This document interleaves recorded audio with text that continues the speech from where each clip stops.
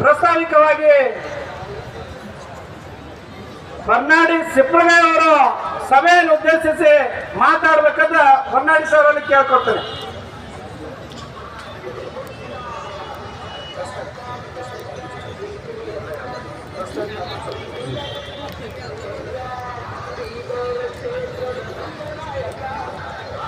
बोलो भारत माता की, बोलो भारत माता की.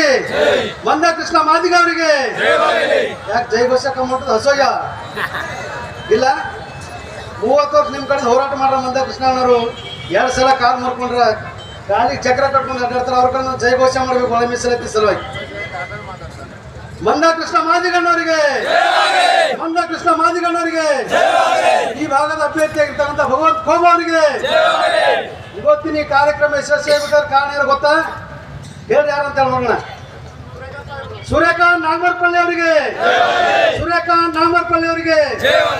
ಆತ್ಮೀಯ ಬಂಧುಗಳೇ, ಇವತ್ತಿನ ಕಾರ್ಯಕ್ರಮದ ಕೇಂದ್ರ ಬಿಂದುಗಳಾಗಿರ್ತಕ್ಕಂಥ ನಿಮ್ಮೆಲ್ಲರ ಇಡೀ ಭಾರತ ದೇಶದ ಮಾದಿಗರ ಮುದ್ದು ಮಗ ಅಭಿನವ ಅಂಬೇಡ್ಕರ್ ಅಂತ ಕರೆದಿರ್ತಕ್ಕಂಥ ಯಾರಾದರೂ ವ್ಯಕ್ತಿಯವರ ಸನ್ಮಾನ್ಯ ಶ್ರೀ ಮಂದಕೃಷ್ಣ ಮಾದಿಗರ ಬಂಧುಗಳೇ, ಅವರಿವತ್ತು ಇಡೀ ದೇಶದಲ್ಲಿ ಸುಮಾರು 30 ವರ್ಷ ಆಯಿತು ಮಾದಿಗ ದಂಡರು ಹೋರಾಟ ಸಮಿತಿ ಕಟ್ಕೊಂಡು ಈ ಸಮಾಜಕ್ಕೆ ಏನಾದ್ರು ನ್ಯಾಯ ಸಿಗಬೇಕು, ಈ ಸಮಾಜ ಬಹಳ ಕಷ್ಟದಲ್ಲಿದ್ದೆ, ಈ ಸಮಾಜ ಗಳಿಗೆಗ ಅಂತೇಳಿ ಸುಮಾರು 30 ವರ್ಷದಿಂದ ಹೋರಾಟ ಮಾಡ್ಕೊತ ಇಲ್ಲಿ ಬಂದರ.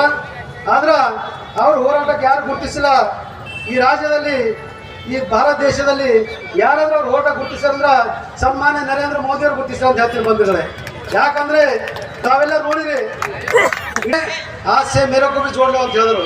ಅದು ಯಾರಾದ್ರೂ ಹೇಳಿದ್ರಂದ್ರ ಈ ಭಾರತ ದೇಶದ ಪ್ರಧಾನಮಂತ್ರಿ ನರೇಂದ್ರ ಮೋದಿ ಹೇಳಿದ್ರು.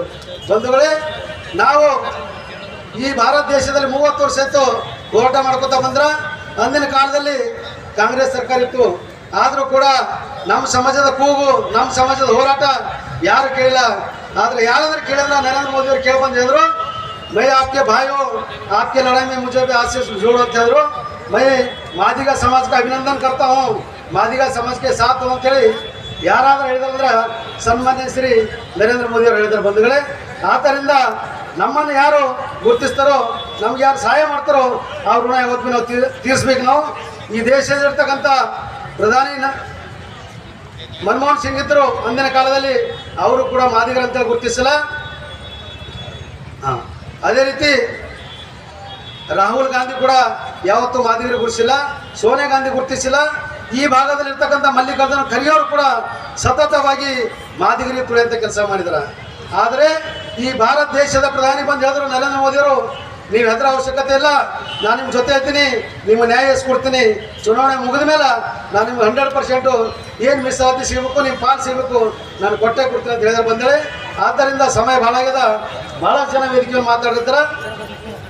ಆದರೂ ಕೂಡ ಪ್ರಾಸ್ತಾವಿಕ ಮಾತಾಡಬೇಕಾದ ಇದನ್ನು ಮನಗಂಡು ಮಂದಕೃಷ್ಣ ಅಣ್ಣವರಿಗೆ ಸುಮಾರು ನಾವು ಈ ಬೀದರ್ ಭಾಗದಲ್ಲಿ ತರಬೇಕಂತೇಳಿ ಸುಮಾರು 1 ತಿಂಗಳಿಂದ ಸತತವಾಗಿ ಸೂರ್ಯಕಾಂತ್ ನಾಗಮರಪಳ್ಳಿ ಅಣ್ಣವರು ಪ್ರಯತ್ನ ಪಟ್ಟು ಪ್ರಯಾಸ ಪಟ್ಟು ಭಗವಂತ ಖೋಬಾ ಸಾಬ್ರಿಗೆ ಮನವರಿಕೆ ಮಾಡಿ ಅಶೋಕಣ್ಣವ್ರಿಗೆ ಹೇಳಿಸಿ ಈ ಭಾಗಕ್ಕೆ ಮಂದಕೃಷ್ಣ ಮಾದಿಗವ್ರು ಬಂದ್ರೆ ಹೆಲ್ಪ್ ಆಗ್ತದೆ. ಅವ್ರ ಸಮಾಜಕ್ಕೆ ನಾವು ಭಾಳ ಹೆದರದಿಂದ ಎಲ್ಲರೂ ನೋಡಿದ್ರು, ಅವ್ರು ಗುಂಪು ಕೇಳಿದ್ರ ಕಾರ್ಯಕ್ರಮಕ್ಕೆಲ್ಲ ಹೆಚ್ಚಿನ ಸಂಖ್ಯೆ ನೋಡಿದೆವು. ಅವ್ರು ಬಂದು ನಮ್ಗೆ ಹೆಲ್ಪ್ ಆಗ್ತದೆ ಅಂತ ಹೇಳಿ ಇವತ್ತು ಬಂದ್ರೆ ನಮ್ಮೆಲ್ಲರ ನೆಚ್ಚಿನ ನಾಯಕರು ಮಂದಕೃಷ್ಣ ಅವರು ಬಂದ್ರ. ಆದ ಕಡೆ ಬಂಧುಗಳೇ, ಸಮಯ ಭಾಳ ಆಗ್ಯದ. ತಾವೆಲ್ಲರೂ ಅರ್ಥಕೊಂಡು ಎಚ್ಚೆತ್ತುಕೊಂಡು ನಮ್ಮ ಪರವಾಗಿ ಯಾರಾದ್ರ, ಯಾವ ಸರ್ಕಾರ ಆದ್ರ, ಮೋದಿಯವ್ರು ನಮ್ಮ ಜೊತೆ ಹೋದ್ರ ಅವ್ರಿಗೆ ನಾವೇನಂದ್ರ ಬಲಪಡಿಸ್ಬೇಕಾದ್ರೆ ಈ ಭಾಗದಲ್ಲಿರ್ತಕ್ಕಂಥ ಅಭ್ಯರ್ಥಿ ಸರಳ ಜೀವಿ, ಸಜ್ಜನಿಕೆ, ಜಾತಿಲ್ಲ, ಪಾತಿಲ್ಲ, ಕುಲ ಇಲ್ಲ, ಎಲ್ಲರನ್ನ ತಗೊಂಡು ಹೋಗುವಂಥ ವ್ಯಕ್ತಿ ಯಾರಾದ್ರ ಭಗವಂತ ಖೋಬಾ ಅವ್ರಿಗೆ ತಾವೆಲ್ಲ ಮತ ಕೊಟ್ಟು ಪ್ರಚಂಡ ಬಹುಮತನ ಗೆಲ್ಲಿಸ್ತರ್ಬೇಕಂತೇಳಿ ಮತ್ತೊಮ್ಮೆ ನಿಮ್ಮನ್ನು ಕೇಳ್ಕೊಂಡು